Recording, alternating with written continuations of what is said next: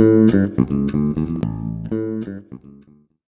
on my way to Canada. Thought I'd take just a moment and talk about interim period reporting processes. I've been pretty clear that we need to use balances in order to eliminate the volumes of data required to just report from transactions. This principle, though, isn't so cut and dried when it comes to intra-period reporting. It's possible to take a posted balance from our last posting process, plus the transactions that have happened since that posting process, add them together quickly and create a temporary balance that can be used in our reports or analysis processes. This is possible because the transactions are always limited by the duration of the posting process. If it's a day, they'll always be limited by the number of transactions for a day.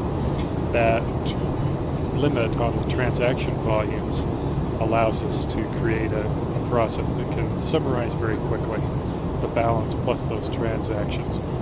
The balance may not be stored that we create. It's not actually posted. It's a temporary process.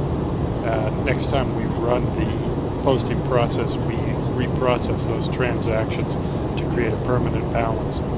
This is a way of getting to our analysis using an up-to-date balance without having to go through the overhead of updating every balance that's needed to produce our analysis in an interim period. So let me just follow up on another topic here briefly. Those of temporal events. Temporal business events are those that are generated by the passage of time.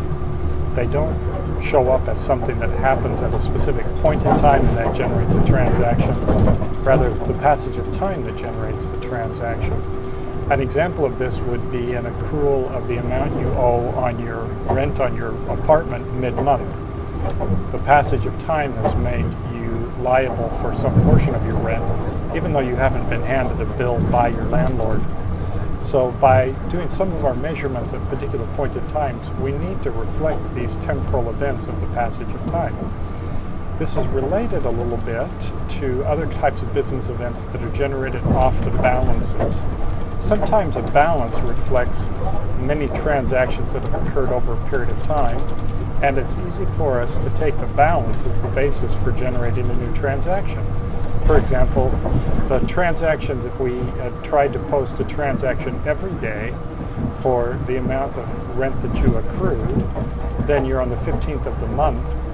You could take the balance as of the 15th of the month and say, this is the total transaction amount. Business event is I'm responsible for this balance. And you could change this though and have the timing be something different. You could have the timing be recording the amount you owe for every hour through the 15 days of the month. That's going to generate a lot more transactions that have to be added up to be a balance. But using the balance, it doesn't matter whether you use daily transactions or hourly transactions. The balance gives us one position, one point from which to generate the business event we need, the accrual process. This is another example of where the line between balances and business events, balances and transactions, can get slightly blurred.